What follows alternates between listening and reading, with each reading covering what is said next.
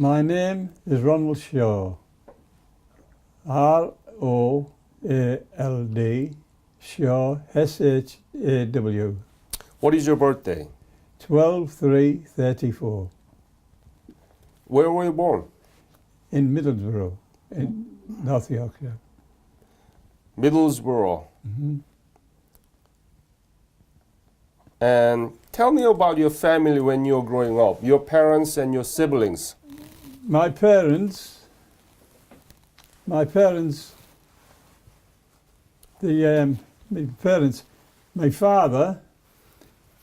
he went to sea. When the First World War broke out, my father went to sea. He lived what we call in Middlesbrough, over the border. And he went to sea.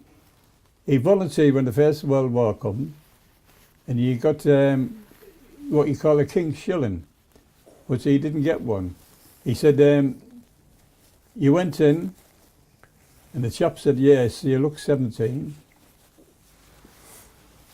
He said, sign that. And the next thing, my grandfather got a letter, a telegram. Your son is in Plymouth, in the Navy. Mm-hmm. And he said it in English words, he thinks he's a clever bugger, leave him in. So 2 stayed, and 8 came home. Mm-hmm. My father was 15 and 3 months when he went in the Navy, 15 and 3 months. I think I've got a photograph, let me show you. Yep. 15 and 3 months. And he joined the Navy. Do you know what he joined for? To learn to read and write. Because at school, you would have a little slate board and a piece of chalk, and no books. The only book, maybe a teacher had one. Mm-hmm. And he said, the chap next door who lived at the villages, he said, there's an old bloke there, and we used to laugh at him. And he said, look, you lads, learn to read and write, and you'll never be out of a job. And my father was obsessed to do it. Mm-hmm. And he finished up, he was in charge of the pits, an iron foundry. And I'm the youngest now, I'm the only last one living. My brother died 2 months ago. He died on the 12th of March, 1917, and he was born on March the 12th. He was 85, and I was born on March the 12th. I was 83. Mm-hmm. So when did you graduate your high school? I went to just ordinary school. Well, I was there when the war broke, and they bombed the road where I lived. You mean the Korean War broke out? No, the Second World War. Second World War, yes. They were after the steelworks near where I lived. So my mother, I was the baby of the family. My oldest brother was in the RAF regiment in the desert. My sister was in the RAF. Her job was, when the planes came in, she used to take the film and develop the camera of the bombing. My other brother was in the army. Then my next brother, he died last year. He was the mayor of Hackney. He was the big favourite of the royal family. The Queen Mother used to say, tell us the jokes. Mm-hmm. Well, when did you graduate your high school? When? When I was evacuee, I went out evacuee to York. 1940. Well, 16. I was 15 when I finished school. 15. Ordinary school. 15? Yeah. So it was 1949, right? Yeah. And you graduated secondary. Well, never would served me time. Okay. Never served me time. Mm-hmm. And what did you do after that? After that, I came out the army, and I was waiting until I was 21 to go on the docks. So while I was waiting until I was 21, I went to sea. I was on the Queen Mary and Queen Elizabeth. I'd done a few trips on that. Then I started on the dock, and they built a new dock in Middlesbrough, and I was one of the founder members of the new dock. But you said that you were in Korea. When were you in Korea? In Korea, In Korea, I was in 52, 53. And so, after you done with your school in 1949, Yeah, did you join the army or were you conscripted? I was conscripted When? in 52. 2 weeks after the king died. Oh. I also remember. And where did you get the basic training? Richmond Barracks, Green Woods, Richmond Barracks. And what kind of training did you receive? A lot of physical training and marching, saluting, rifles, you name it, we done it. Did you learn how to shoot? Oh yes, Mhm. yes. I could have bring a couple of things later on. Mhm. And then from there, when did you leave for Korea? From where? We went from Richmond Barracks, basic training, 6 weeks. Then we went to York, Fulford Barracks, York, Mm-hmm. where we done 10 weeks continuation training. Then we were going to Malaya, the Green Hours. We were kitted out in jungle green. Mm-hmm. But we had a room with it. We went with it. It looks like you're going to Hong Kong. And from there you're going to Korea. So we went, but we looked, young. Did you know anything about Korea in your school? Did you learn anything about Korea? We didn't even know where it was. I came out the army and worked with blokes in Korea. Well, where's that? I said, well, think of Japan. It's next door to Japan. That's the only way they look on a map. I didn't know. You didn't know anything about Korea? No thing. So, where did you arrive in Korea? I arrived in Korea, Busan? Seoul. Incheon? Incheon. We moved up in the line to Seoul later on. Went from Incheon. Oh, first we went to Japan, Kuri. Kure? Yeah. Yeah. We were there doing some training, but really we were waiting until we were 19. Because on my 19th birthday, I was in Kuri, Mm-hmm. and 2 days after my 19th birthday, I went to Korea. Mm-hmm. Because I went to Korea. So you arrived in Korea, Yeah, Incheon, Yeah. 1952, right? Yeah. And December 5th? Pardon? When did you arrive? March March of 1943, 53. 53. Uh-huh. Tell me about the country you first saw. You didn't know where it was. You didn't know anything about No. Korea. When you landed in Incheon, be honest, okay? Be honest. Be honest. What did you feel about it? What was it Yes, like? well, our minds were wondering, what's this and what's that? We got a train, and it was cold, and there was a broken window, and all we were froze all the way. We went up, at the Seoul. We were frozen, cold. And then when we got there, they took our BDs, our uniform, and give us Korean, special vests and string vests and Mm-hmm. boots in the park and that. And from there, we went in the battalion then, the Duke of Wellington battalion, had just come out the line for the first time. So when they were out the line is when we joined them. We joined them. Yeah. And after about 2 weeks, we went in line, back in the line with them. So tell me more about But Seoul, Korea. What did you feel about it? well, we never seen anything really of Korea. Mm-hmm. We travelled during the night. When we got to Korea, we travelled during the night, so we never seen anything. And when we got to, all it was, as far as we got there, we were about 4 or 5 miles behind the line. And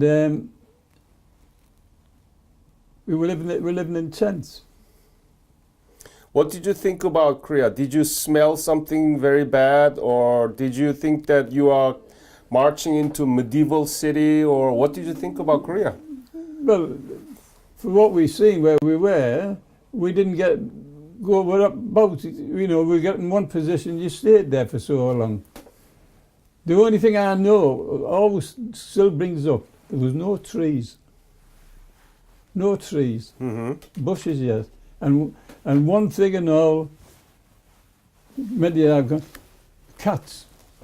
Cats? Cats. What happened? Many will tell you we were on patrols, and many times we've nearly done trigger points. The villages, when they left the villages, Mhm. there was cats, wild cats there. How about, did you see Korean people? Not many, no. Only we had the porters, and I used to feel sorry for them. I used to give them food, all that. They were looking for food, anything to eat, right? They lived their life. They carried their ammunition up the line and helped us with the trenches. Oh, okay. The Yeah. Korean army. Well, no, the porters. They are the right? civilians? I think so, yeah. Mm-hmm. So tell me about your unit. You are Duke of Wellington? Duke of Wellington Regiment, yes. So tell me about that. What is it? The Duke of Wellington, well, in England, you have... Could you spell it? Duke of Wellington? Yeah. W? W-E-L-L-I-N-G-D-U-K. Duke of Wellington. Yeah. And where does that belong to? It represents one of the big generals, great generals of the 18s. Duke of Wellington, he died in 18. He was the top man in the finish, you know. Yeah, but where does that against Duke of Wellington belong to the bigger Bonaparte. unit? Against Bonaparte, So it's a that's first, originated from there. the Commonwealth division, right? The Not first Com- Commonwealth. No, it wasn't the Commonwealth then. It was England. It was. Yeah, I know, but when you were in Duke of Wellington, Yes. that belongs to the first Commonwealth division, right? Yes. Yes. And what was your specialty? In Hong Kong, I was trained for booby traps and mines, Oh, demolition. dangerous. I was trained for demolition. When I went to the regiment, I could not get in. They had enough. So I was a brain gunner. What? A brain gunner. What is that? Well, it's automatic. It's like a machine gun. But you carry So you're shooting grenade. No. It fires bullets, 303 bullets, like the rifle. Mm-hmm. But it takes 30 bullets. And you can fire them off in a couple of seconds. Ha. It was heavy to carry, but I had all the time in Korea. I had slept with me all the time. All the time. And nobody touch your rifle. I let nobody touch it. I loaded it myself because the bullets clip over on the top of it. And it held 30 rounds, but I only ever put 28 in. Ah. Could you spell the name of that gun? The Bren, Could you spell it? yeah, the B-R-E-E-N, the Bren gun. B-R-A-N? B-R-E-E, the Bren gun. Okay. And It was a gas cylinder. yes. So when you arrived in Incheon, you went to Seoul. How was Seoul? Oh, there was when we went there was a riot. I found it at my tongue. Oh, what they call him? The president. Yeah. Sunman Rhee. Sigmund Rhee. Sigmund Yeah, Rhee, yeah. No. My man keeps it. Sigmund Rhee, yes. And why there was a riot? It was riot, yes. Because we went in the 3-ton wagons and we got told to take your ammunition. You took your magazine out. Mm. And it was very frightening because we were in the 3-tonner with 2 motorbike escorts and there was 3 wagons. And we get round one corner and our lorry breaks down. And you imagine round the corner there was thousands of Koreans rioting. Mm. Yeah. So kind of scared. Yeah, it was a lesson to me. And from Seoul, where did you go? From Seoul, we went up into the line. Hook?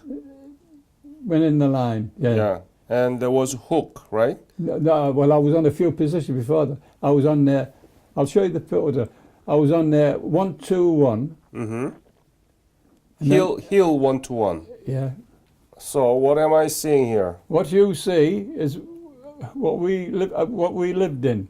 4 men lived in there, Uh-huh. and we called them hutchies. So it's a bunker. Well, like a bunker, but a hutchies. Yeah. And I remember when I came home, I showed a man who was in the First World War. He said, "You would live like you copied what we done. We lived like that." But we got shelling was that very bad. We took over from the Black Watch on the Oak. That we had to go along with your mess tins to the cookhouse and get back and let the next one go. Where was it? Was it in the Hill 121? Yeah, 1-2-1. That's the picture. Yeah, of me on the top. Yes, Where are you? that's me. That's you? And if you notice the side, you'll see the way it's been shelled. While we were on patrol that night, when we come back, we had a couple of mortars, and we had to build sandbags. That was taken about what 7 or 8 o'clock in the morning. We had to fill sandbags for the night, so we were going to sleep in there. Is this your picture or who took this picture? I don't know whether one of our officers took it. Well, he got killed in the fish. What's his name? Kirk, Huh? Mr. Kirk. And he was killed in action? Yes. Oh, I'm sorry to hear that. Yeah. So he took that picture and you got that picture from him? He took out the only one with cameras. And when I seen months ago, we won a battle honour. And I asked, could I have my photographs taken?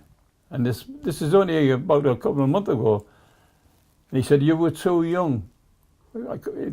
I said, see the battle honour of the Oak? He said, you were too young.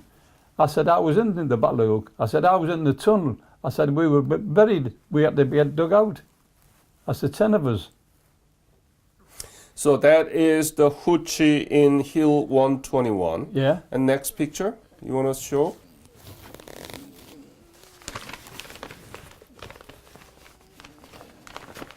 Next picture is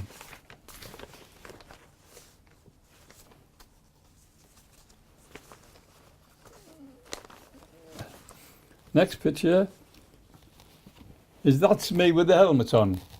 Ah. That's me with the helmet on, Ronald Shaw. Hmm. That was took 2 days after the Battle of the Hook.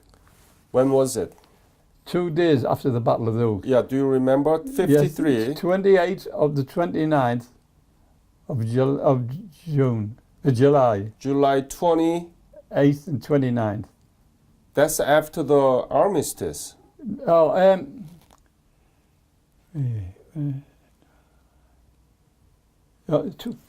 sorry, 28th and 29th of May. May. It was May. That was 2 days, just after the Battle of the Hook.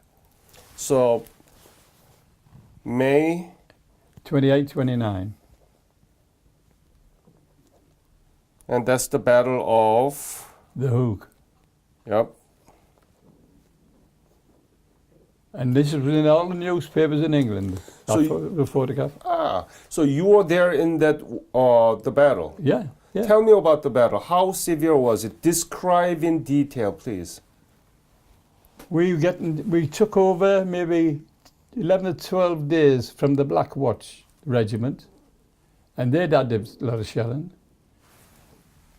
And we were getting shelled every day, and as it was, we lived in a tunnel. We slept in the tunnel, our section, 10 platoon. There was 10, 11 and 12 platoon of D Company on the Oak.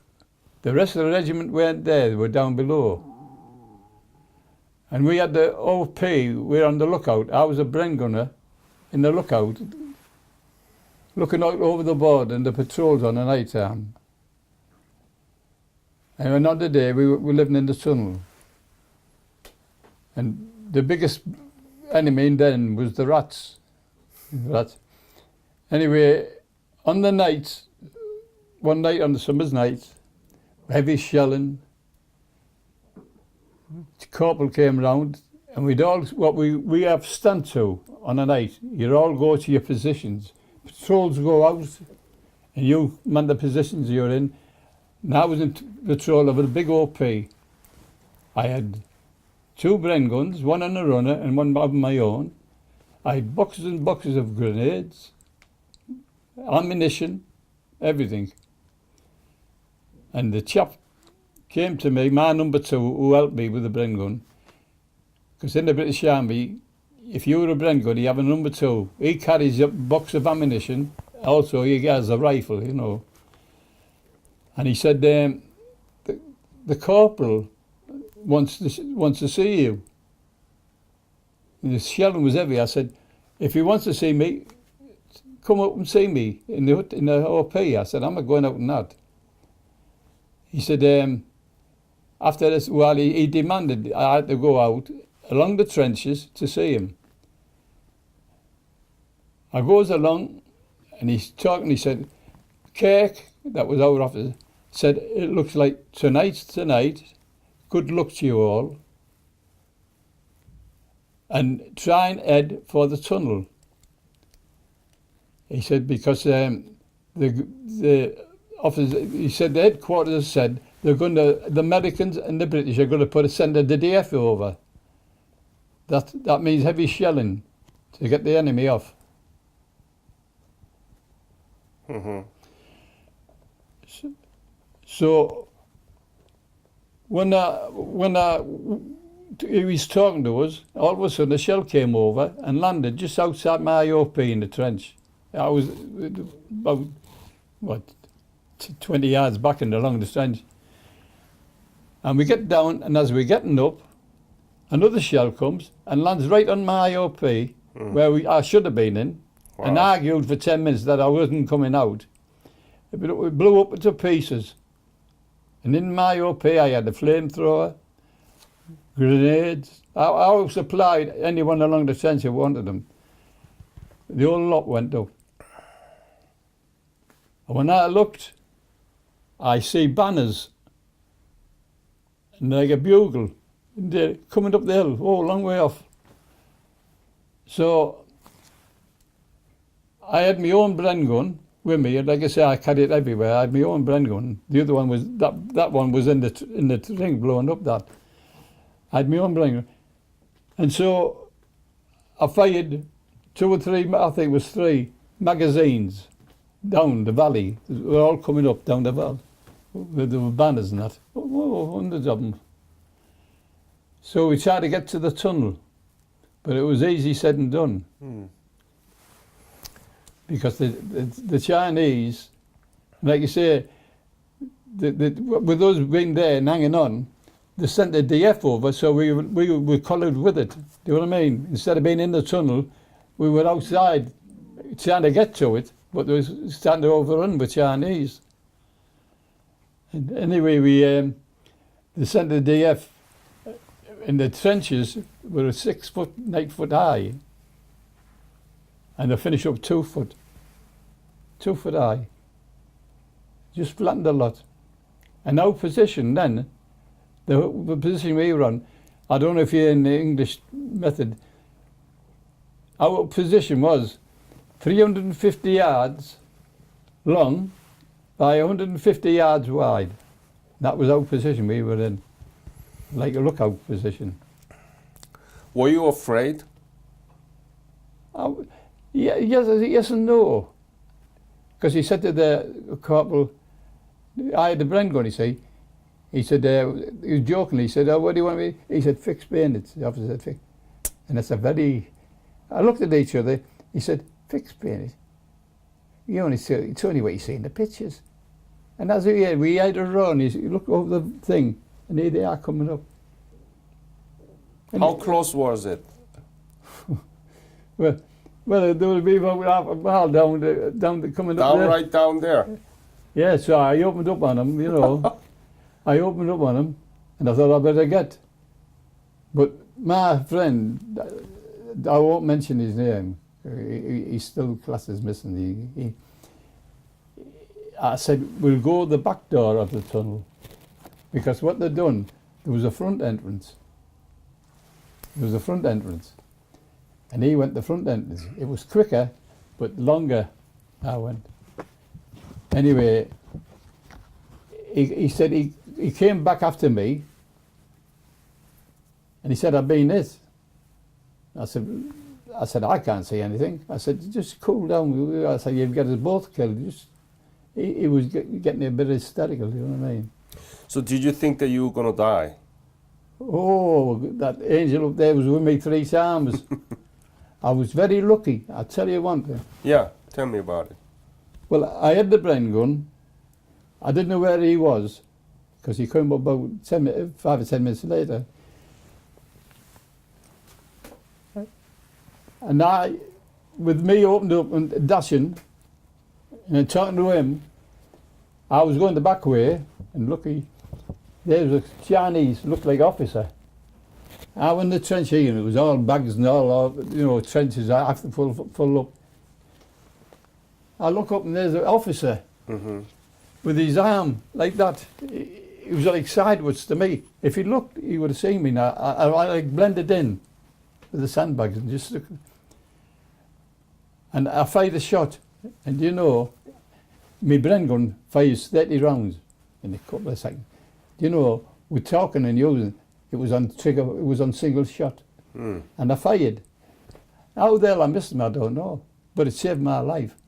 Because in half a minute of me nearly getting back up from the sandbags, about 5 or 6 jumped over, and the trench over me, I was down, jumped over me.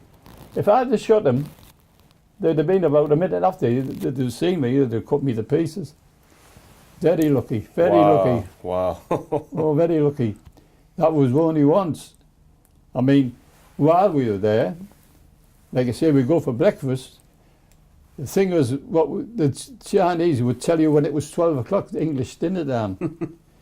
And they send the mortars over. And they're more deadly than the shell, they send the mortars over. And they were fairly good at it. And I was talking there in the queue. There was a lad the same size as me. He was there talking to me. I was behind him, and Big Rennie, he got hit in the face here, and his wrist all blood garden. He lives in the village near us. And the big bloke Rennie got shot in the shoulder, hit in the shoulder. And I was in the middle, and I wasn't a scratch. Wasn't a scratch. Wow, that's lucky. Oh, the Angel Gabriel was way over there. It's if your name's on it, you know, that's it. I used to say, like they do now, when I was saying, I used to say to him there, the Bren gun, with me being the Bren gun, I was fussy. And you always get the odd soldier when you go on patrol. You get to know all the men. You get the what you call the, you know, the mouthy ones, you know. You say, be quiet, be quiet. And they used to say, oh, stop panicking.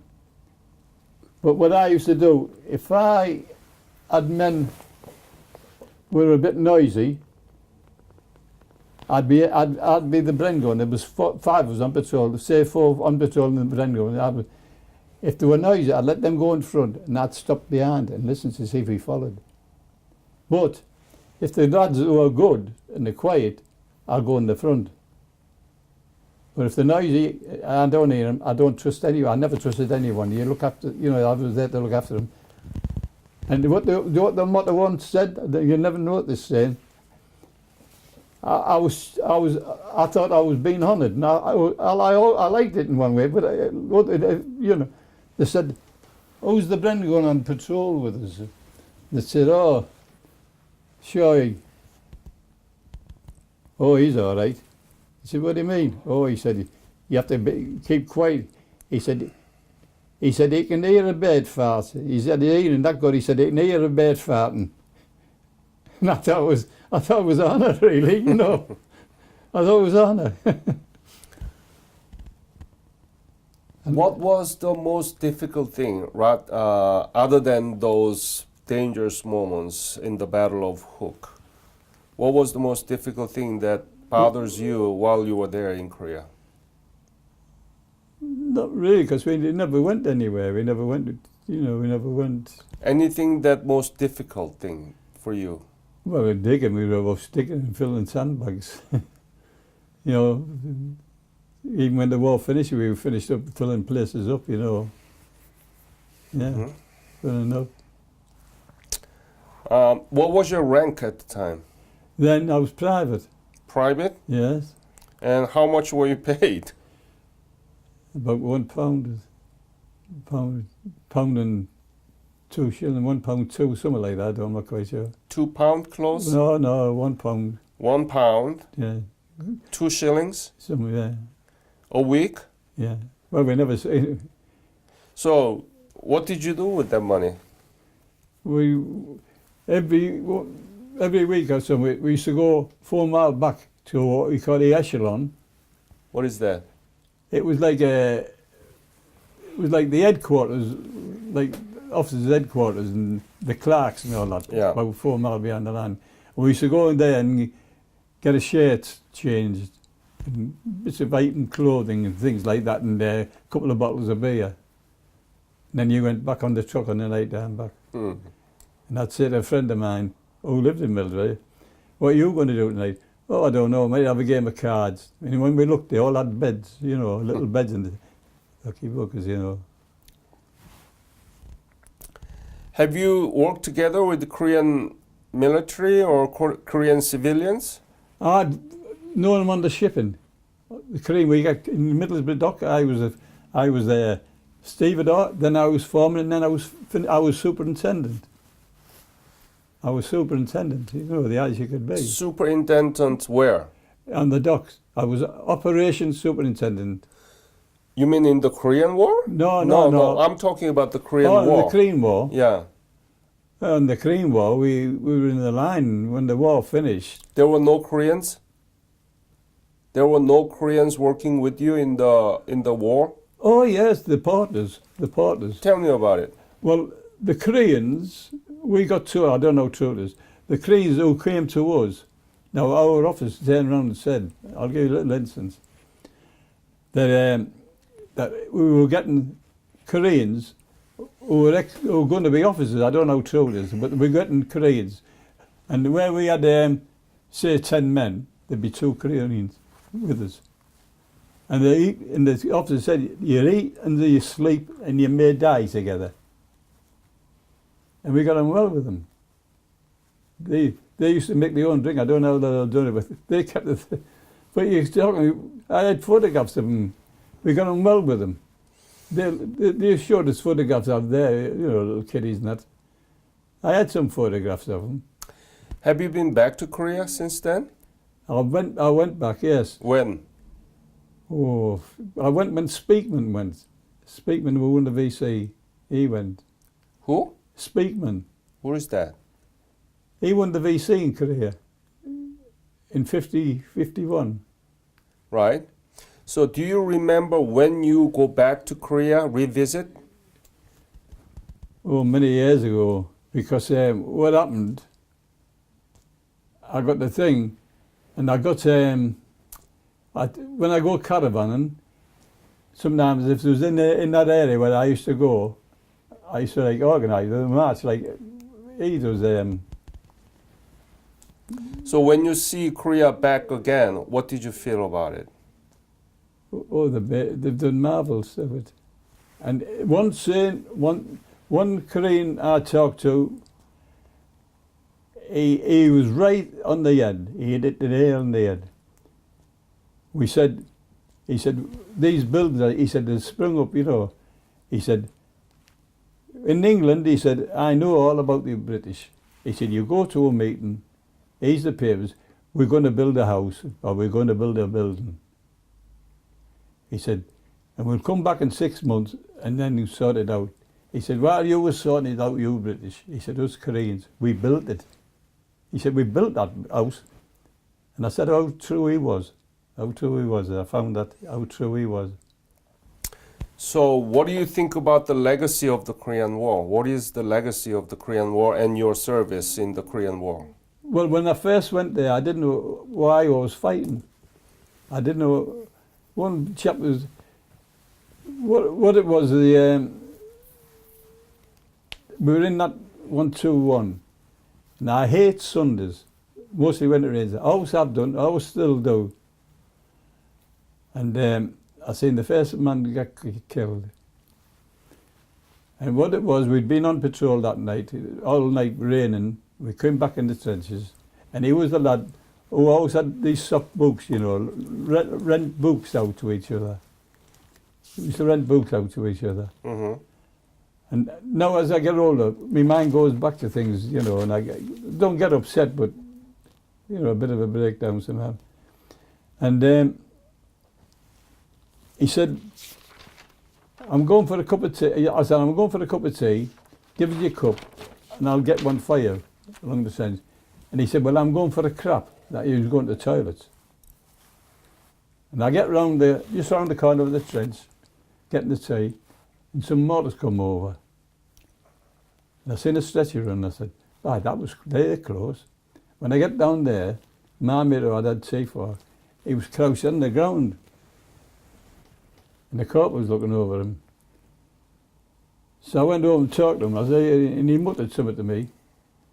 And while I'm standing up, I remember the cop was saying, he's gone. I said, gone? What are you on about? He's gone. Oh, he's gone. I said, he can't be, I've just been talking to him. And anyway, it was the back of his head. We'd never seen it, it was all in the back of it, you know, gone. And so the corporal, he was he'd been in the Second World War, you know, we news to him, but it was the first one for me. And I still think of it. And what happened, he came to me, he said, the jeep's coming up, because you couldn't get a lorry up there, a jeep's coming up to take him back. The officer, he said, Kirk said, he's writing a letter, and when the ambulance men come, tell one of them to go and get the letter off him. And while he had that, he said, will you stay till the ambulance men, you know, the medics come? And I'm sat there, and his body's on a stretcher. Now, it was raining. They put the tarmac, tied him on a stretcher, and put a wet, you know, cape over him. And I'm sat there having a smoke, and I look, and his boots were just showing. And they weren't fastened, they were all loose, because he was just putting them on when I left him to go to the toilet. And I looked, and my mind, I said, dear God, I said, his mother, I said, so what I done, I fastened his shoes up, got my handkerchief, and washed all the mud off his boots. I said, you're going to go properly dressed. And as I'm coming away, two blokes said to me, that was a nice thing you done there, Geordie. I said, shut up, you know, and they was walked away. Anyway, left there, I went up my bunk and cried my eyes out.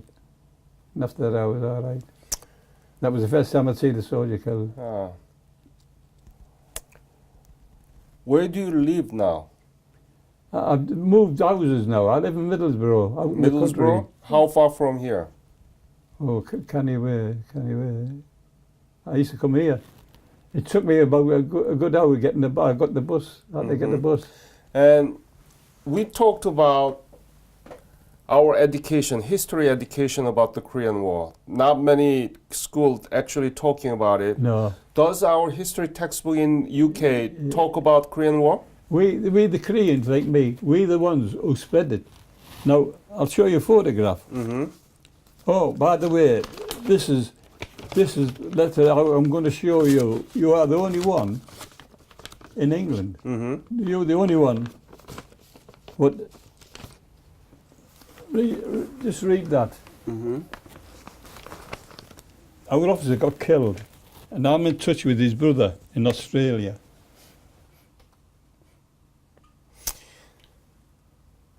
The untimely death of your son, Ernest, has been a tragic loss.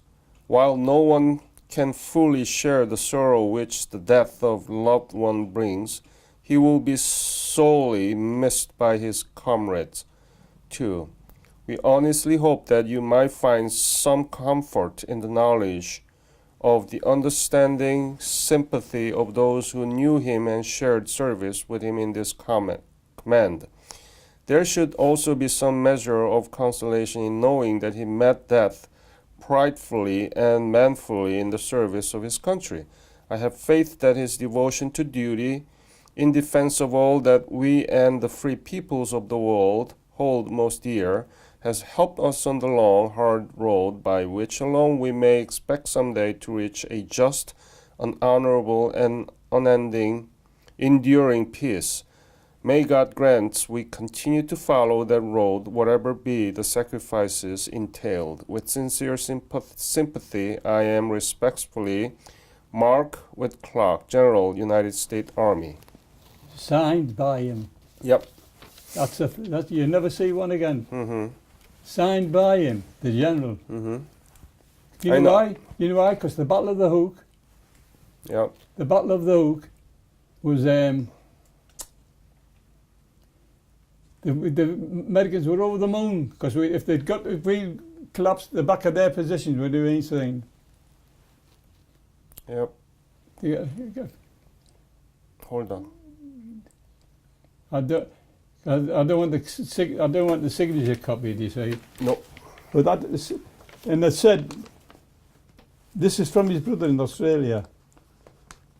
Because From what? the officer who got killed. It's from Australia? I was in a parade, Korean Veterans Parade, and this chap approached me. He said, "Did you know Lieutenant Kirk?" I said, "Yes, he was my officer." He said, "How did he die?" I thought, "No, be careful what you say, you know." He said, "Well, he wants to know, he's a doctor or a medic. He didn't immigrated with his parents. He said, I was 13 years old. He said, I seen him at the dispatch rider. He only had 3 weeks to do in the line, and he was finished. But he was the one with the camera. And these photographs he took. But that is most unusual for a general. Nobody else has got one. Mm-hmm. Nobody. And tell me about how we can fix the problem that the history teachers doesn't teach about the Korean War in the UK. How can we fix that problem? Why don't they teach about this? I don't know. No, I do not know. I think it's got a mix-up between the Second World War and the Koreans. Mm-hmm. We were the ones who hit the wall when we started. Alan Maggs was the kingpin. We hit the wall, walking about like Single and Norman and all that. He organised the Korean Veterans Association in Middlesbrough. It's called the Middlesbrough and Durham. You know, we combined. 1 month here, 1 month in Middlesbrough. He was the one who organised it. And we went all over. Holland, we've been all over. Went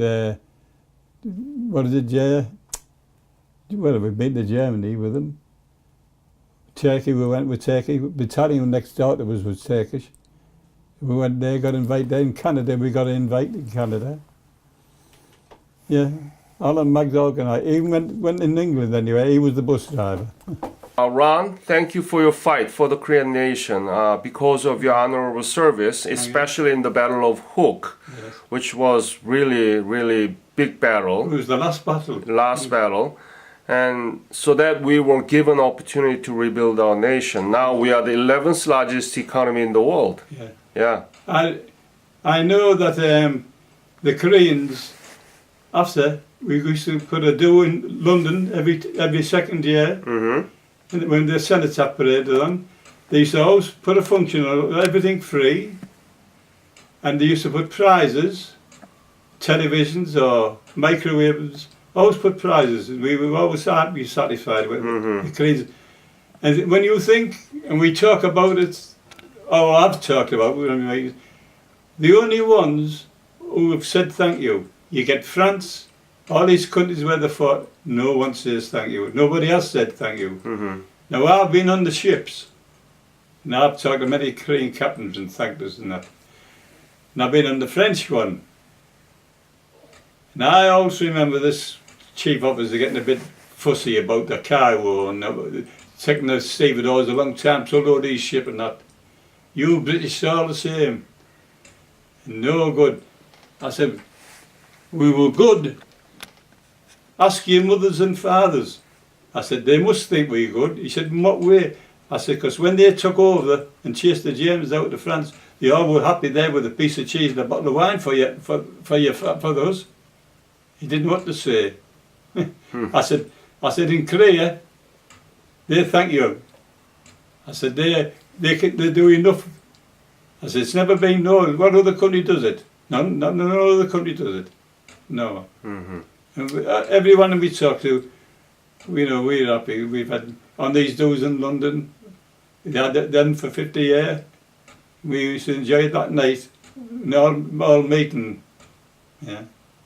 So it's my great honor and pleasure to meet you here, and thank you for sharing your story and your service. And we'll work together to fix the problem that we don't teach about this Korean War, which has produced most successful outcome in the history of war in the 20th century human society. So I want to thank you again. Thank you. Thank you. Welcome.